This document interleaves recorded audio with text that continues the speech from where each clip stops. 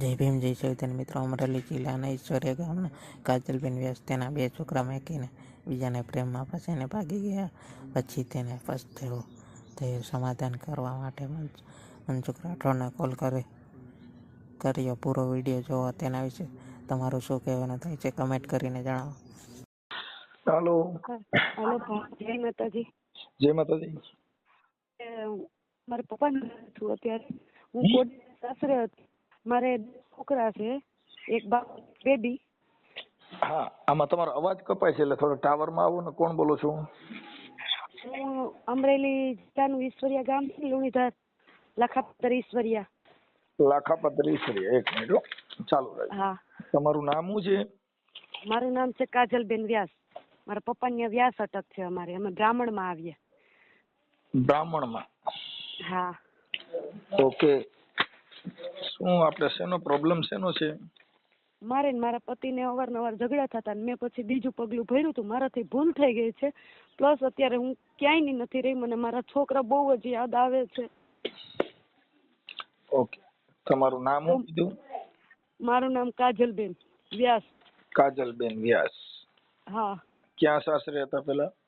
હું કોડીનાર હતી, ગીર સોમનાથ જિલ્લાનું કોડીનાર. ઓકે, બરાબર. તમારું નામ લખી લઉં. કાજલબેન. હા. કાજલબેન પ્રવીણભાઈ વ્યાસ. મારા પપ્પાનું નામ પ્રવીણભાઈ છે. પ્રવીણભાઈ વ્યાસ. હા. વ્યાસ. આપણે શું કરવું? મારે શું કરવાનું? તમારા ઘરે જવા માટે થઈને કે શેના માટે થઈને કે તમારા બાળકો માટે થઈને? મારે જો એ અપનાવી લે ને તો મારે એના જ ઘરે જવું છે. મારે ક્યાંય નથી જવું. અથવા તો મને મારા બાળકો આપી દે. બસ બે જ હું તમને રિક્વેસ્ટ કરું છું. કાજલબેન પ્રવીણભાઈ વ્યાસ. ગામ કયું કીધું? ઈશ્વરિયા. ઈશ્વરિયા. કયું ઈશ્વરિયા? માયાપાદર? હા, માયાપદર ઈશ્વરિયા. માયાપાદર. ઓકે. હવે બેન, તમારા ઘરવાળાનું નામ શું છે?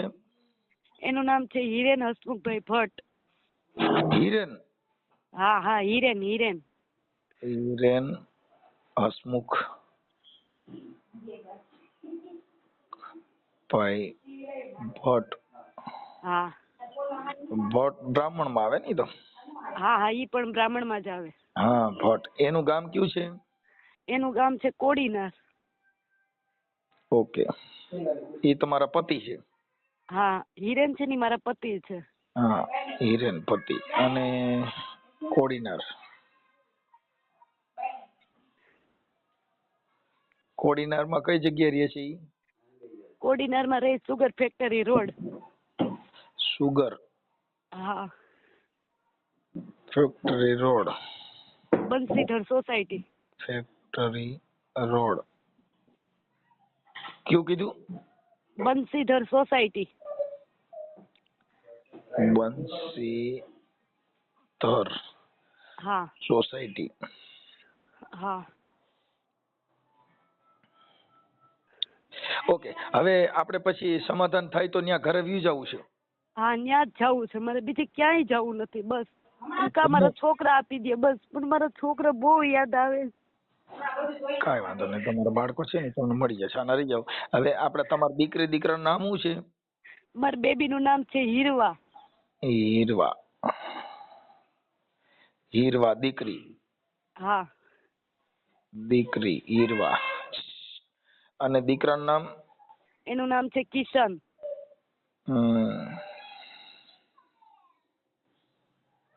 કિશનભાઈ. હા. ઓકે. ભલે, પણ હવે આ જે કઈ તમારી ભૂલ થઈ ગઈ બીજી વાર ન ખાતા, જેથી કરીને એને ક્યારેય નહીં કરું ભાઈ. હવે હું ક્યારેય નહીં કરું. તમને પગે લાગીને હું રિક્વેસ્ટ કરું છું. હા, કેમ કે એનું કારણ છે કે કોઈ પણ પુરુષ છે ને, એક સ્ત્રીનો જે કઈ એકાબીજાનો જે પ્રેમ સંબંધ છે તૂટી ગયા પછી હાંધો થાય નહીં. મન મોતીડાને કાચ તૂટ્યા પછી હંધાય નહીં. એટલે એમાં છે ને બેન એવું થાય, કેમ કે પતિ છે એને ઈ પરમેશ્વર માની લેવાનો. બાકી તો બધા પુરુષ છે ઈ તમને કહું કોઈનું થાતું ન હોય તો એવી લલચામણી લોભામણી આપણે ત્યાં પાણીપુરી જબલા ભરતો આવે પણ ઈ તમને ફસાવવા માટે થઈને, ખવડાવવા માટે નથી લેતા. હા ભાઈ, હું ક્યારેય ભૂલ નહીં કરું. ભૂલ કરી છે ને તો હું સોરી કહી દે ને હું માફી માંગી લઈશ. ભૂલ નો થાય ઈ વિચારો. હવે તો ઠીક છે, હવે તમારે કેટલી ઉંમર છે? મારી 33 વર્ષની. ના તો હવે બે દીકરો કેવડા છે?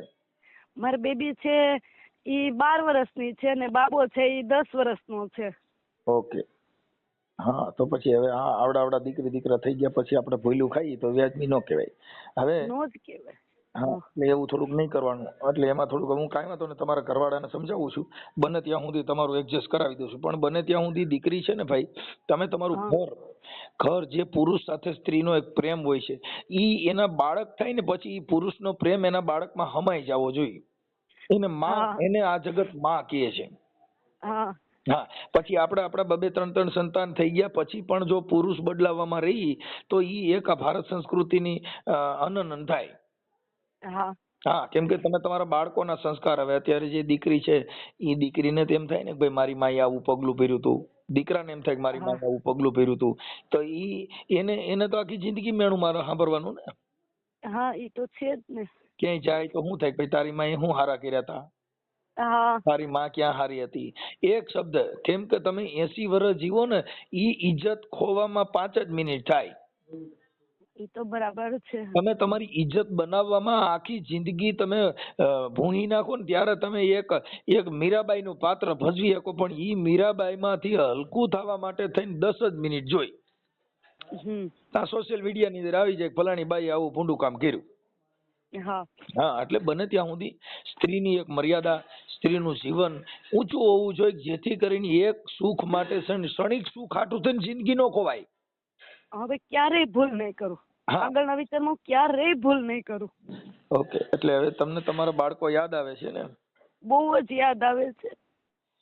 કાંઈ વાંધો નહીં. તમારા દીકરા તમારી હારે ફોનમાં વાત કરે છે? મને વાત પણ નથી કરવા દેતા ને બસ હું મળવા જાઉં તો એ જેમ તેમ બોલે એના પપ્પાની બધાય. તો બેન હવે હું અહીંયા વાત કરું છું પણ બને ત્યાં સુધી હવે થોડુંક સમાધાનનો પ્રયત્ન કરાવી દઉં છું. કઈ વાંધો નહીં, તમે જે કહેશો ને હું કરીશ. બેન જો મતલબ એક આ છે ને એ સામાજિક કામ છે એટલે બને ત્યાં સુધી પછી આપણો આ ઓડિયો છે એ સમાધાનનો વાયરલ થાય તો તમને કોઈ પ્રોબ્લેમ નથી ને? નહીં, મને પેલા તમે એની જોડે વાત કરી લ્યો તમે તમારી, ઈ શું કહે છે પછી તમે તાર વાયરલ કરી દેજો.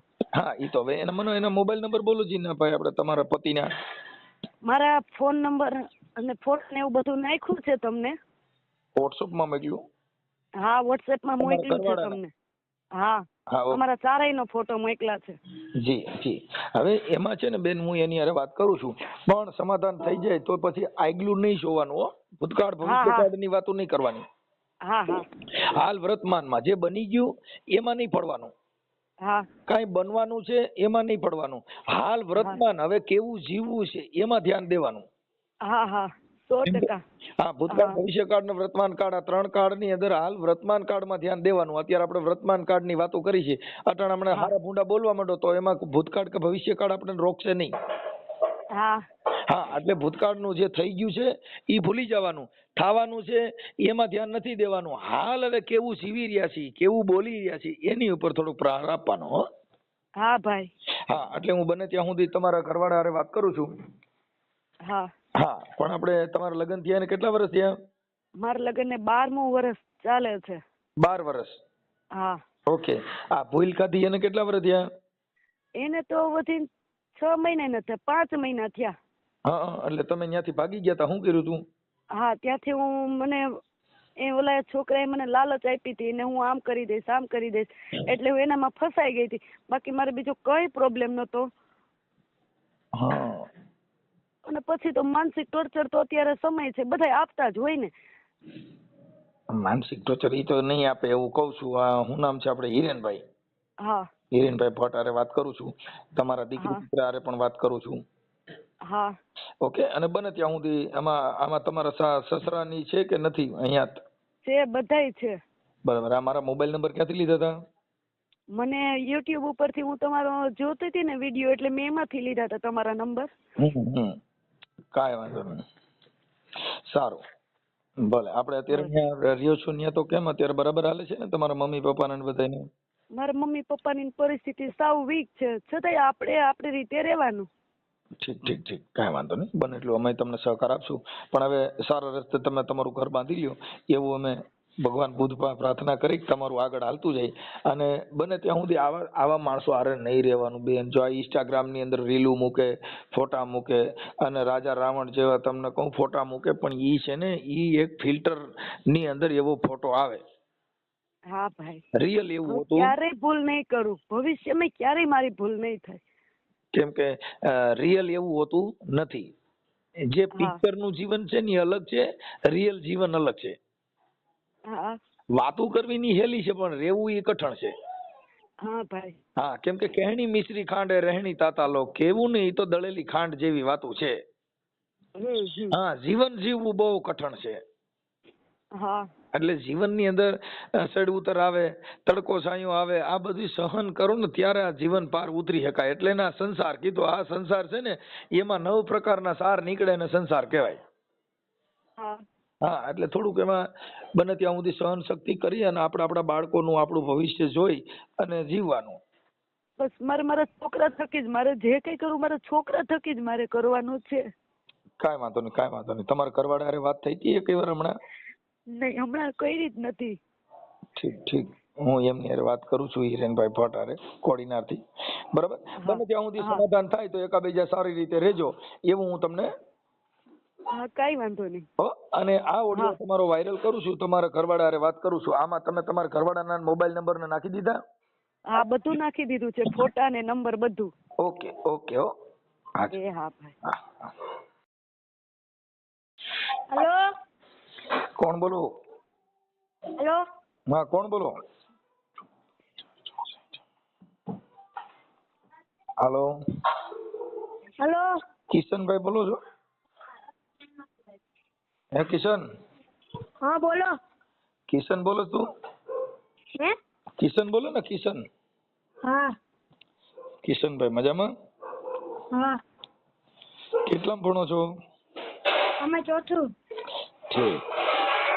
તો તારા મમ્મીનો ફોન આવ્યો તો તને તાર મમ્મીની યાદ આવે છે?